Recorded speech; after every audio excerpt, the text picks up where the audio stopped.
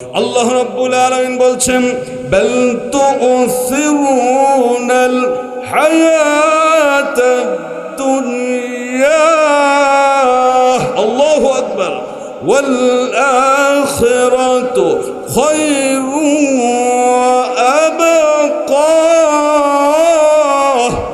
ইন্না হাযা লাফিস সুহুফিল উলা صحف إبراهيم وموسى محبت বলা যাবে কি আল্লাহু আকবার। কোরআন কারীমের মধ্যে বড় ছোট কিতাবের সহিফার মধ্যে এই দুইটি আয়াতের অর্থ সুন্দর করে লিপিবদ্ধ করে দেওয়া হয়েছে। আমার রব্বুল আলামিন বলছেন, হে আমার বান্দা বান্দিরা, হে উম্মতে মুহাম্মাদিরা, তোমরা সতর্ক হয়ে যাও। তার কারণ হলো এই দুনিয়া বড়ই স্বার্থপর। এই দুনিয়া যার থাকার কথা ছিল সে থাকতে পারে নাই। তোমাদেরকেও আমি আল্লাহ রব্বুল আলামিন রাখবো না। কথা কোন ঠিক কিনা? আল্লাহ রাব্বুল আলামিন বলছেন তাফসীরে মারিফুল কোরআন মুফতি শফি রহমাতুল্লাহি আলাইহি এই দুটি আয়াতের ব্যাখ্যা দেন। দুনিয়া অত্যন্ত বড় নিম্নমানের নিকৃষ্ট জায়গা। এই দুনিয়ার তুলনায় আখিরাতটা হলো অত্যন্ত বড় উন্নত মানের চিরস্থায়ী একটি জায়গা। দুনিয়াটা এক সময় বিদীর্ণ হয়ে যাবে, বিধ্বস্ত হয়ে যাবে, ধ্বংস হয়ে যাবে। পক্ষান্তরে দুনিয়ার তুলনায় আখিরাত কখনো বিদীর্ণ ধ্বংস হবে না। কথা বলুন ঠিক কিনা? কাজেই এই দুনিয়ার লোভ লালসা মায়া মমতা আমাদেরকে ত্যাগ করতে হবে। কতক্ষণ ঠিক কিনা? একজন ভালো মানুষকে যদি বলা হয় যে ভাইজান আমার টাকা পয়সা দিয়ে আপনার পরিবারকে দেখব, আপনি জেলখানায় 1 মাস থাকবেন, ভালো মানুষ থাকবে? 1 লক্ষ টাকা দিলেও থাকবে? সে কখনো থাকবে না। কাজে এই দুনিয়াটা হলো কাফের বামপন্থী নাস্তিকদের জন্য।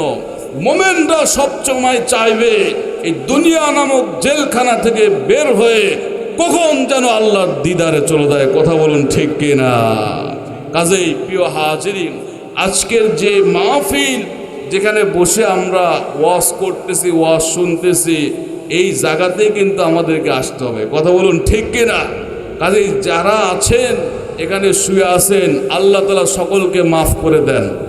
আরো জয় বলেন আমিন। সকলের কবরকে আল্লাহ তাআলা বেহেশতের টুকরা বানিয়ে দেন, বলেন আমিন। বিশেষ করে এই মাহফিল কমিটির আত্মীয় স্বজন, এই গ্রামের আত্মীয় স্বজন যারা এখানে শুয়ে আছে, পারিবারিক কবরস্থানে, গরুস্থানে, ভাই পাগলাতে, চাচা পাগলা মাজারে, আল্লাহ তাআলা সকলকে মাফ করে দেন। প্রত্যেকের কবরকে আল্লাহ বেহেশতের টুকরা বানিয়ে দেন, বলেন আমিন। আল্লাহ রাব্বুল আলামিন বলছেন কুল্লু নাফসিন যায়িকাতুল মাউত। আল্লাহু আকবার বলেন। প্রত্যেক প্রাণীকে মৃত্যু স্বাদ গ্রহণ করতেই হবে, মরতেই হবে, আগে এবং পরে।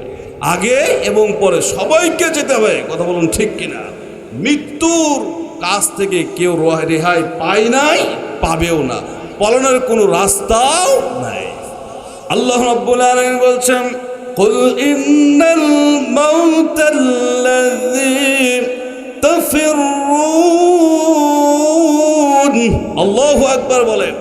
কুল ইন্নাল মাউতাল্লাযী তাফিরুন মিনহু মুলাকীকুম সুম্মা তুরাদ্দুনা ইলা আলিমিল গায়বি ওয়াশ-শাহাদাতি ফায়ুনাব্বিউকুম বিমা কুনতুম তা'মালুন। আল্লাহু আকবার বলেন।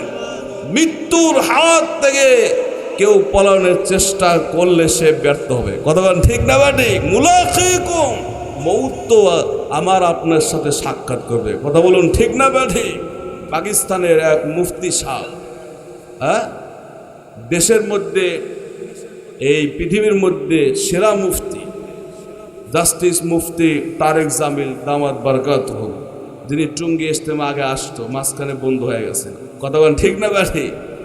তিনি একটা বই লিখছেন, বইয়ের নাম হলো কে সেজন। কি বলেন তো, বইয়ের নাম কি? কে সেজন। কে সেজন বইয়ের নাম, চিন্তা করা যায় কি নামটা দিয়েছেন। আল্লাহু আকবার বলেন।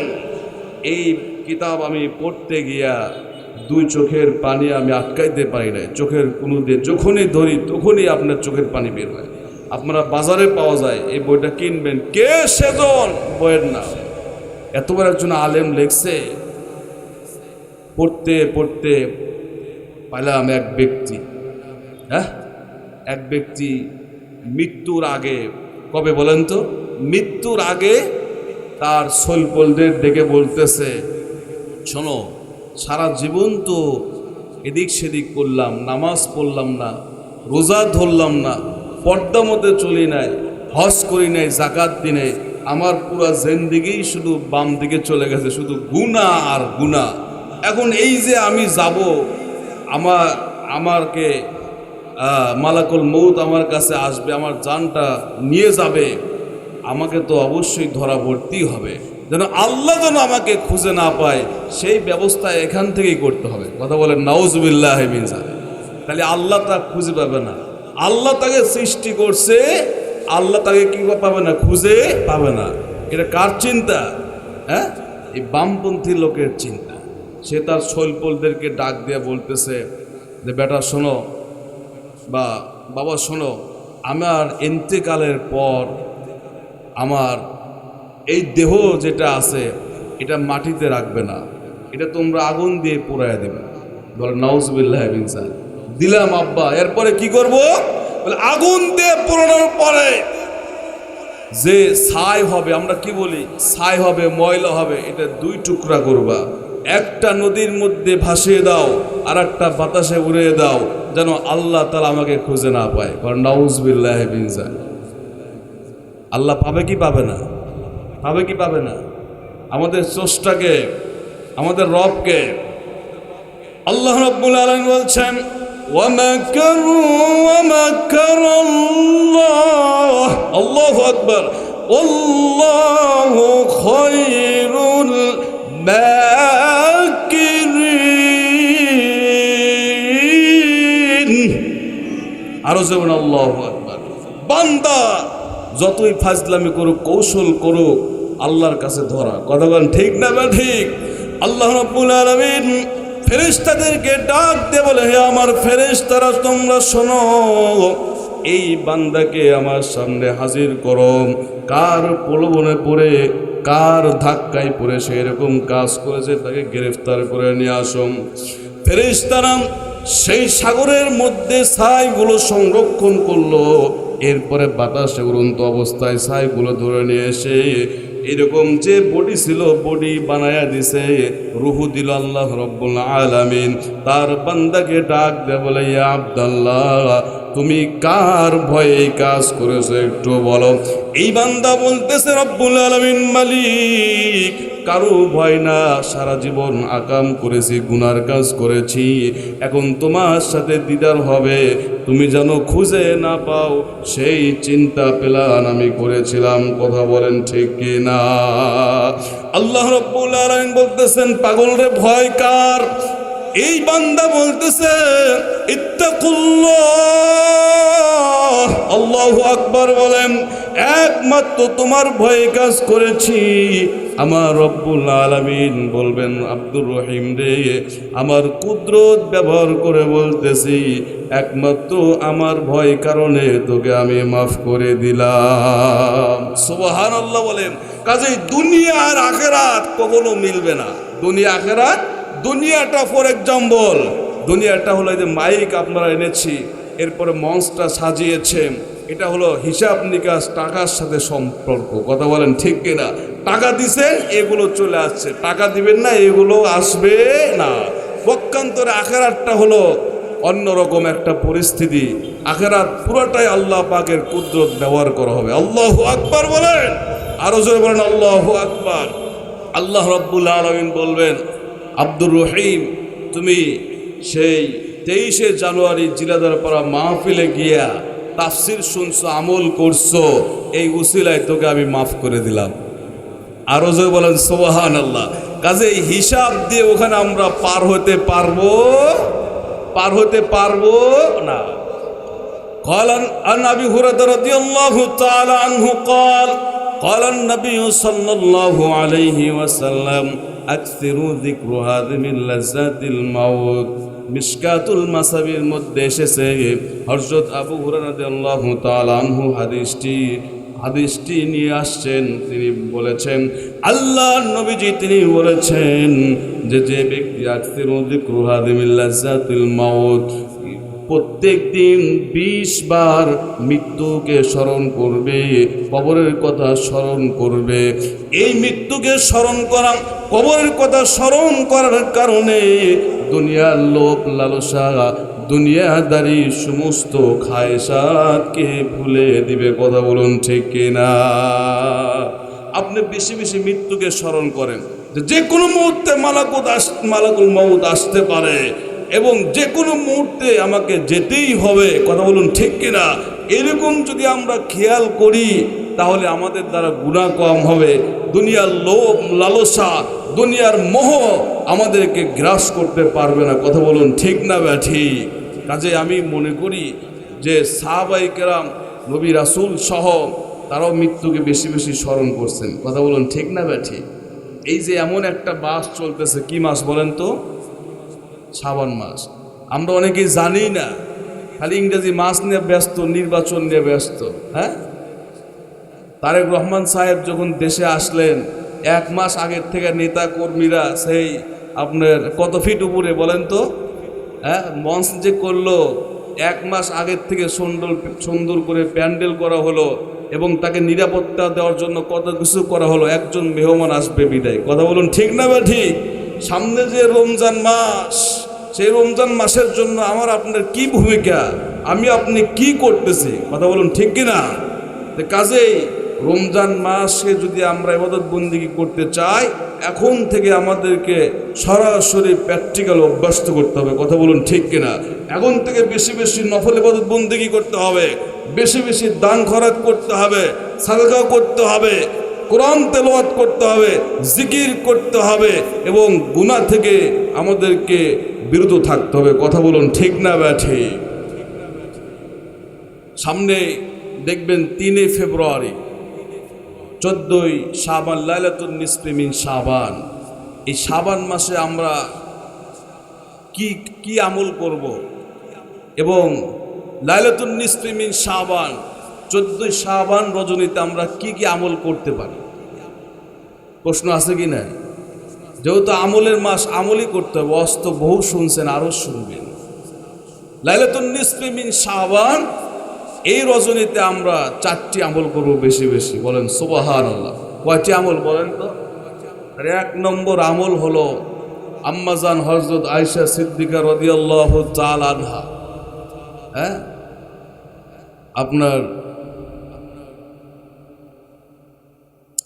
সম্ভবত তিরমিজি শরীফের হাদিসের মধ্যে এসেছে, আয়েশা রাদিয়াল্লাহু তাআলা আনহা তিনি বর্ণনা করেন যে একদিন আমার ঘরে আমার স্বামী মুহাম্মাদুর রাসূলুল্লাহ সাল্লাল্লাহু আলাইহি ওয়াসাল্লাম শায়িত ছিলেন। হঠাৎ করে জাগ্রত হয়ে দেখি যে আমার স্বামী আমার কাছে নাই। মহিলা মানুষ তো একটু বিচলিত হলেন, চিন্তায় পড়লেন, না জানি অন্য স্ত্রীর কাছে গিয়েছে কিনা। তিরমিজি শরীফের হাদিস, হযরত আয়েশা রাদিয়াল্লাহু তাআলা আনহা বর্ণনা করছেন, আল্লাহর নবী সরকারে দো জাহান তেনাকে খুঁজে পাচ্ছেন না। অর্থাৎ তার ঘর থেকে একটু দক্ষিণে মাত্র 1 থেকে 2 মিনিট হাঁটা লাগবে জান্নাতুল বাকি। আয়েশা রাদিয়াল্লাহু তাআলা আনহা এই জান্নাতুল বাকির পথ দিয়ে যখন যাচ্ছিলেন, হঠাৎ করে দেখেন মুহাম্মাদুর রাসূলুল্লাহ সাল্লাল্লাহু আলাইহি ওয়াসাল্লাম তিনি জান্নাতুল বাকিতে গিয়া আল্লাহ রব্বুল আলামিনের দরবারে হাত তুলে কবরবাসীদের জন্য দোয়া করতেছেন। বলুন সুবহানাল্লাহ। আল্লাহর নবী সরকার দো জাহান দুনু জাহানের সরকার আয়েশা রাদিয়াল্লাহু তাআলা আনহাকে বলেন, আয়েশা রে, আল্লাহ এবং তার পয়গম্বর তোমার সাথে কখনো অন্যায় করতে পারে না। তুমি কি ভাবছো? তুমি কি জানো তোমার ঘর থেকে উঠে আমি এখানে এসেছি এমন রজনী আজকে লাইলাতুন নিসফি মিন শাবান আল্লাহ রাব্বুল আলামিন দুনিয়ার আকাশে অবতরণ করেছেন এবং অসংখ্য অগণিত গুনাহগার বান্দা বান্দীদেরকে আল্লাহ তাআলা মাফ করবেন। বলুন সুবহানাল্লাহ।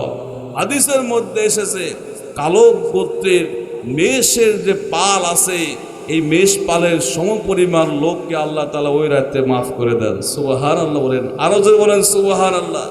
এই হাদিস দিয়ে আমরা প্রমাণ করি যে নাসাই শরীফের হাদিস লাইলাতুন নিসফি মিন শাবান এই রাত্রিতে আপনি কবর জিয়ারত করা যেতে পারে। বাবা মা চলে গেছে, আত্মীয় স্বজন চলে গেছে, তাদের রুহের মাগফিরাত কামনার্থে তাদের জন্য আল্লাহ রাব্বুল আলামিনের কাছে দোয়া করব। বলেন ইনশাআল্লাহ।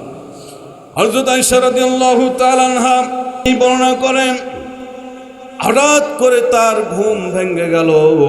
আল্লাহর নবী বিশ্বনবী বিশ্বনবী তিনি এমন দীর্ঘ সেজদা দিছেন যে সেজদার কারণে নবীজির স্ত্রী আয়েশা রাদিয়াল্লাহু তাআলা আনহা তিনি আশঙ্কা করলেন প্রাণের স্বামীর হয়তো ইন্তেকাল হয়েছে, ওয়াফাত হয়েছে। তিনি আশঙ্কা করতেছিলেন, ভয় করতেছিলেন। তিনি তার ডান হাত দিয়ে নবীজির আঙ্গুলে একটু আঘাত করলেন। আল্লাহর নবী সরকার দো জাহান মুহাম্মাদুর রাসূলুল্লাহ মুহাব্বতে বলেন সাল্লাল্লাহু আলাইহি ওয়াসাল্লাম নবীজি সেজদা থেকে মাথা উঠালেন, আয়েশাকে বললেন, আয়েশা রে, তুমি কেন আমার পায়ে হাত দিয়েছো? আয়েশা রাদিয়াল্লাহু তাআলা আনহা বললেন, ইয়া রাসূলুল্লাহ, ইয়া হাবিবাল্লাহ, আমি ভয় পাচ্ছিলাম না জানি আপনার ইন্তেকাল হলো কিনা।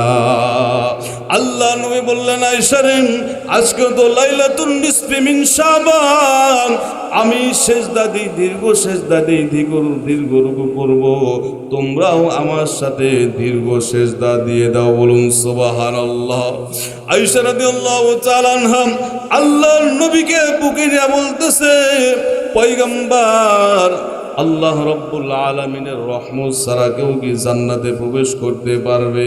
পয়গম্বর আরবি ডাক দিয়ে বলে, আয়েশা রে, আল্লাহর রহমত ছাড়া কেউ জান্নাতের দরজা পর্যন্ত যেতে পারবে না।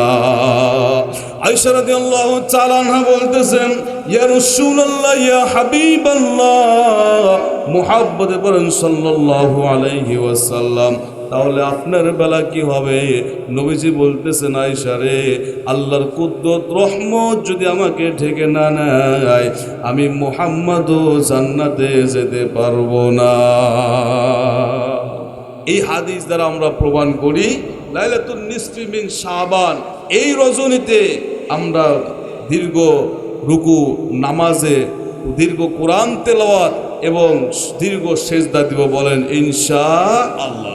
এই লাইলাতুন নিসফি মিন শাবান রজনীতে বেশি বেশি নফল নামাজ পড়ব, কোরআন তেলাওয়াত করব, জিকির করব, দান খয়রাত করব। বলেন ইনশাআল্লাহ। 2 নাম্বার। 3 নাম্বার হলো দীর্ঘ সেজদা এবং দীর্ঘ রুকু, দীর্ঘ সেজদা করব। বলেন ইনশাআল্লাহ।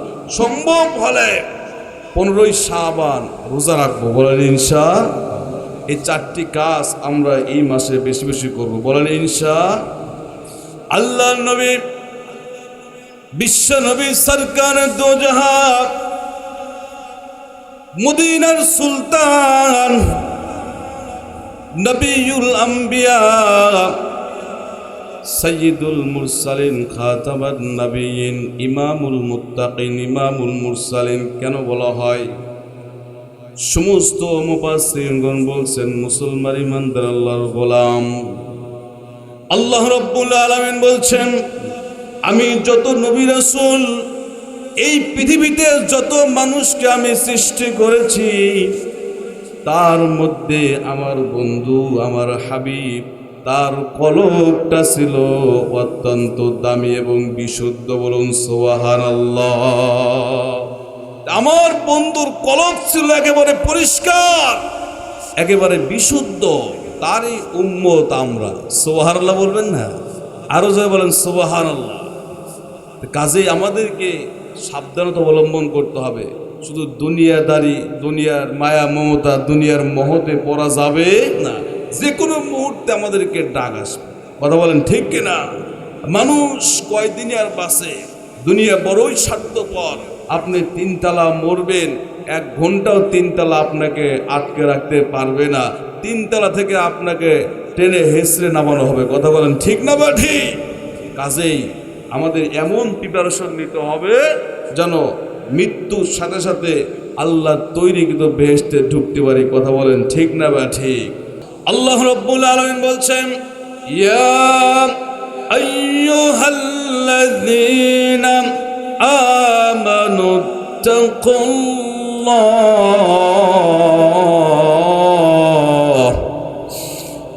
ইয়া আইয়ুহাল্লাযীনা আমানু তাকুল্লাহ ওয়া কুলু কওলান সাদীদা। আল্লাহু আকবার বলেন। তাফসীরে মারিফুল কোরআন মুফতি শফি রহমাতুল্লাহি আলাইহি এই আয়াতের ব্যাখ্যায় তিনি বলেছেন, একমাত্র ইত্তাকুল্লাহ, আল্লাহকে ভয় করতে হবে। ওয়াকুলু কওলান সাদীদা, সদা সর্বদা সত্য কথা বলতে হবে। কথা বলুন ঠিক কিনা? এই জবান হলো পাক জবান। আল্লাহ রাব্বুল আলামিন এই জবান দিয়েছেন, জবানের নিয়ামতটা হলো বড় সব। কথা বলুন ঠিক কিনা? হ্যাঁ, এখানে কি কেউ বোবা আছে নাকি? বোবা আছে? বোবা আছে? এখানে বোবা নাই। কত মাহফিলে গিয়া বলছি বোবা কয়জন হাত তোলেন তো, দেখা যায় 5-6 জন আছে। সেদিন সাদাতপুরে এক মাহফিলে গেছি, বলছি বোবা কয়জন আছেন, হাত তুলছে 3 জন। জবান আছে, কথা বলতে পারে না। আর আমি কথা বলতেছি, আপনারা কথা বলতেছেন, এটা কার নিয়ামত? আল্লাহ তাআলা বলেন ভালো হয়ে যা, না হলে বোবার মতো বানিয়ে দিব। কথা বলেন ঠিক কিনা? আল্লাহ রাব্বুল আলামিন বলছেন, ইয়া আইয়ুহাল্লাযীনা আমানু তাকুল্লাহ ওয়া কুলু কওলান সাদীদা। আল্লাহু আকবার বলেন। তাফসীরে মারিফুল কোরআন মুফতি শফি রহমাতুল্লাহি আলাইহি এই আয়াতের ব্যাখ্যায় তিনি বলে দিলেন, পা দিয়ে আপনি 1 ঘন্টা হাঁটবেন, পা ব্যথা হয়ে যাবে বাজান। এইভাবে হাত দিয়ে কাজ করবেন, হাত ব্যথা হয়ে যাবে। আপনার এইভাবে সমস্ত অঙ্গ প্রত্যঙ্গ ব্যথা হয়ে যাবে।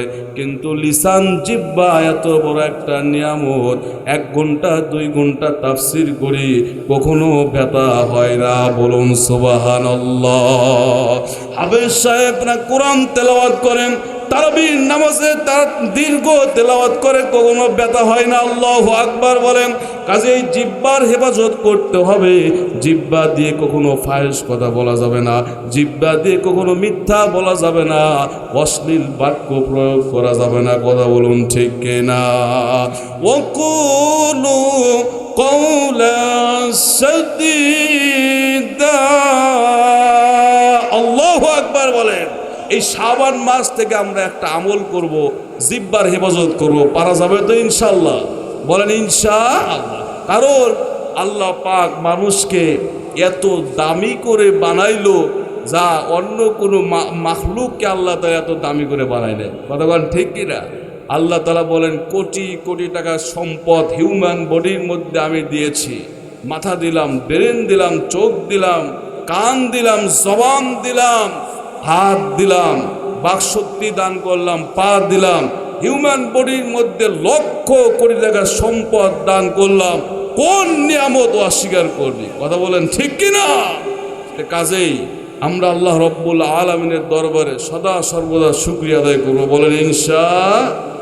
আল্লাহ রব্বুল আলামিন বলছেন, লাকাদ খালাকনাল ইনসানা ফি আহসানি তাকবীর।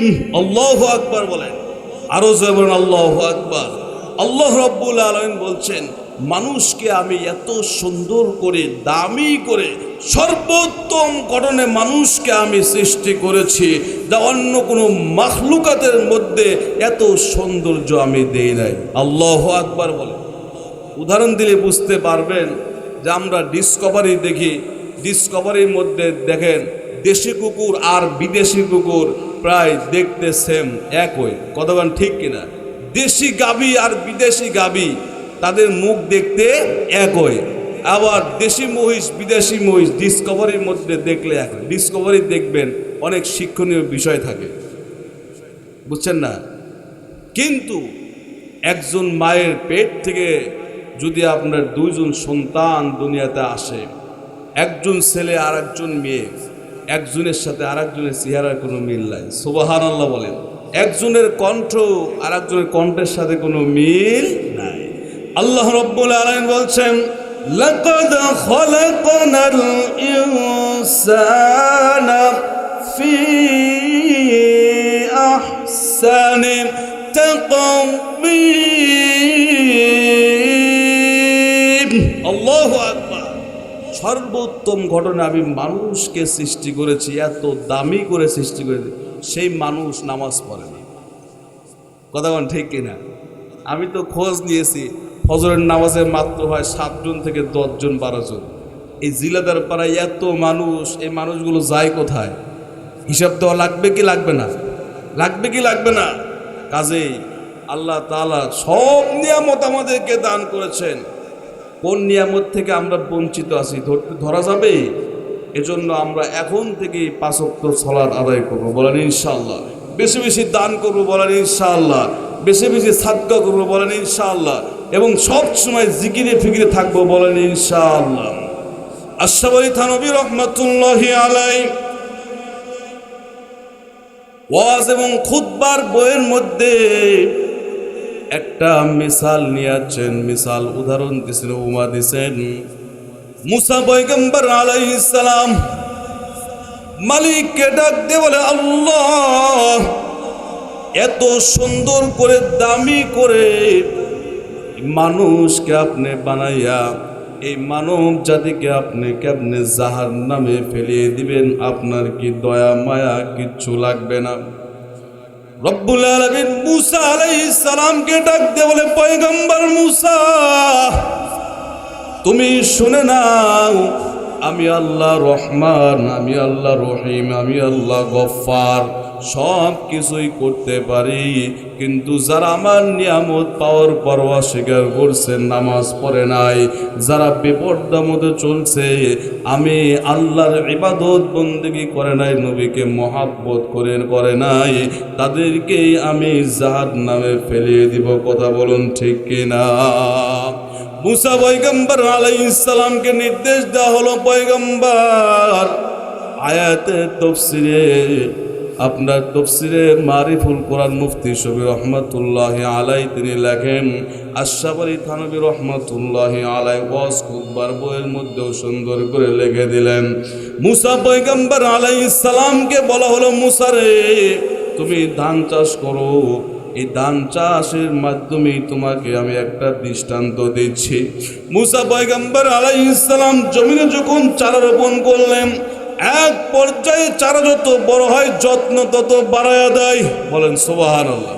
যত্ন করলে রত্ন বাড়ে, যত্ন করলে কি বলে? রত্ন বাড়ে। একটা জিনিস দেখবেন, একটা দা যদি আপনি যত্ন করে রাখেন, এটা জং ধরবে না। আর যদি ফেলে রাখেন ওই কুরবানির চাকুর মতো, দায়ের মতো, এটা জং ধরবে কি ধরবে না?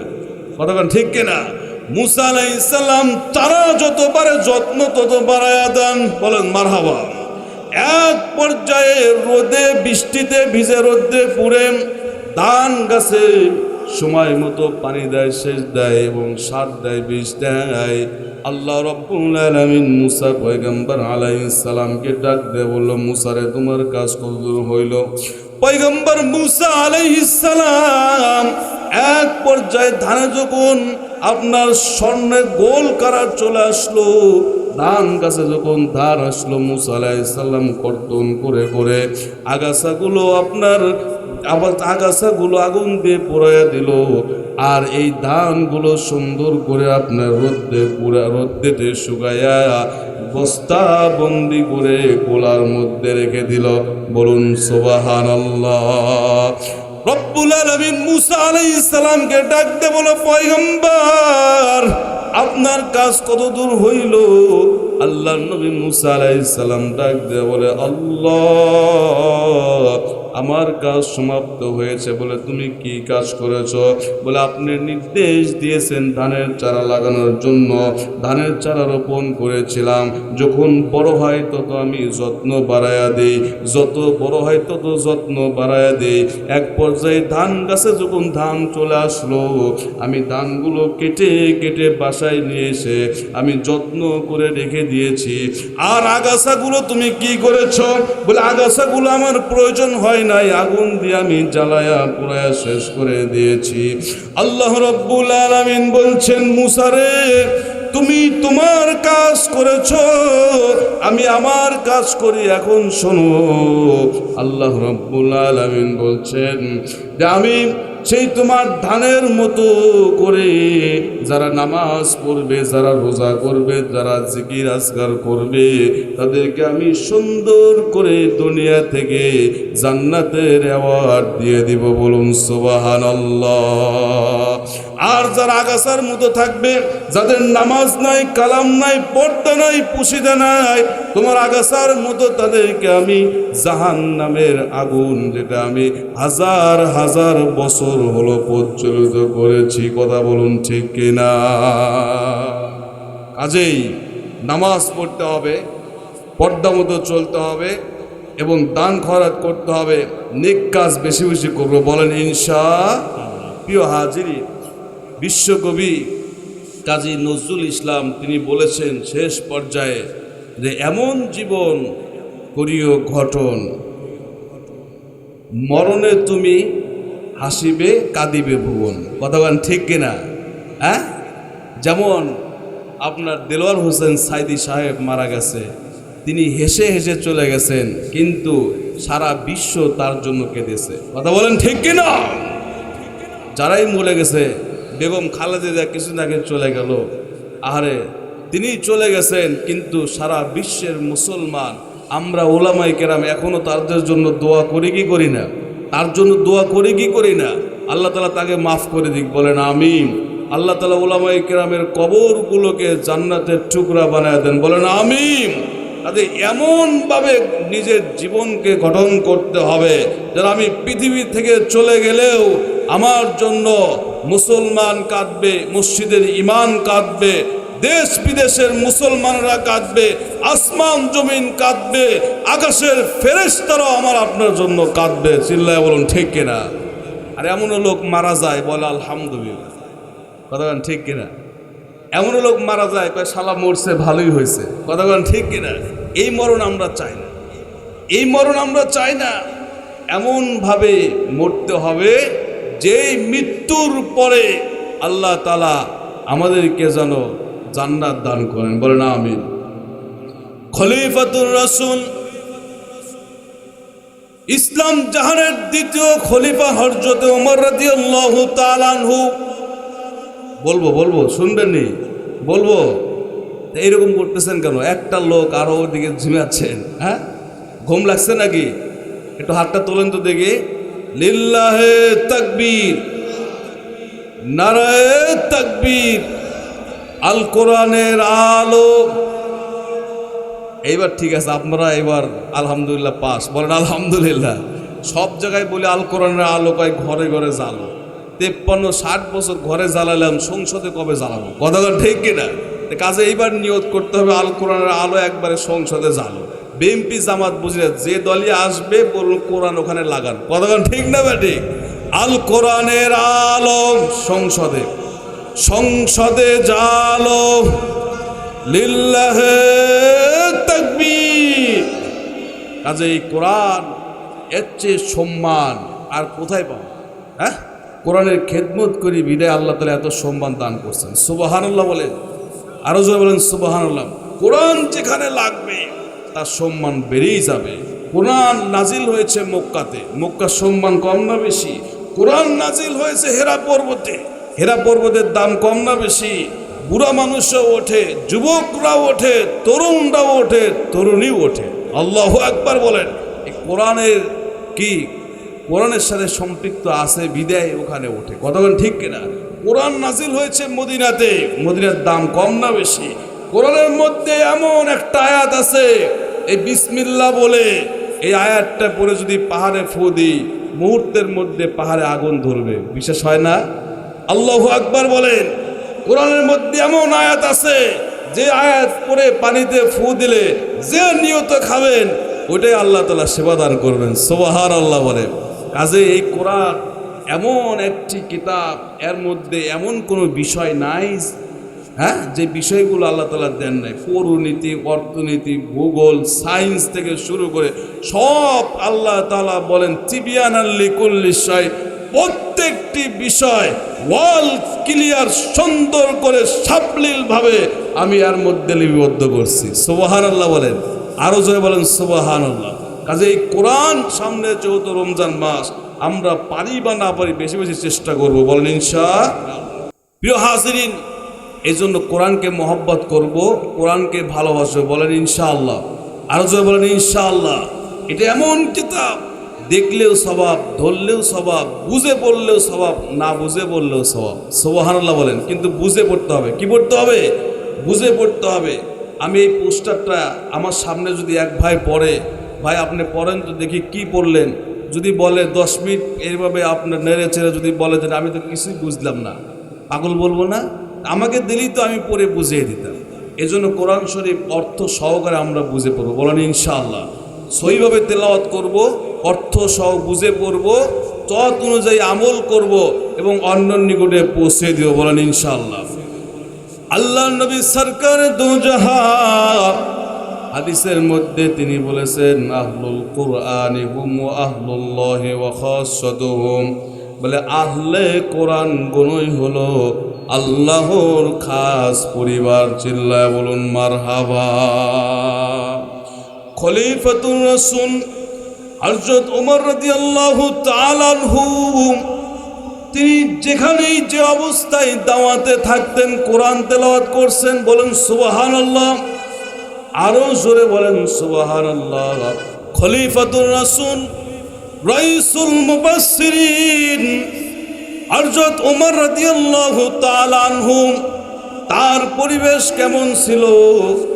তিনি যখন সফর থেকে বাড়িতে চলে আসেন, বাড়িতে আসার পরে দরজায় নক করত, দরজা সঙ্গে সঙ্গে স্ত্রী খুলে দিত, বলুন সুবহানাল্লাহ। আল্লাহু তাআলা সর্বপ্রথম বিবির দিকে তাকান নাই, সোলপুলের দিকে তাকান নাই, সর্বপ্রথম আগে নতুন ওযু করতেন, নতুন ওযু করে সুন্দর করে কোরআনুল কারীম খুলে তেলাওয়াত করছেন।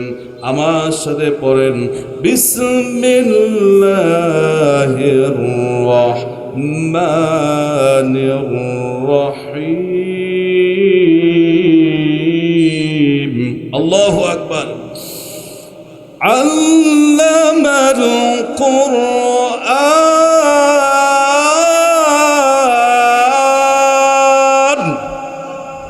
আরে হুজুর কি ওয়াজ করবো, এই আওয়াজ যদি দেন আল্লাহু আকবার না জোরে করে বলেন, আমি চলে যাই, আর কষ্ট দিব না।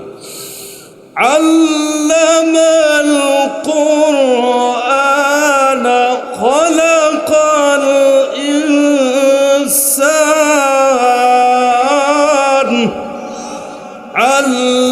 আল্লামাহুল বায়ান।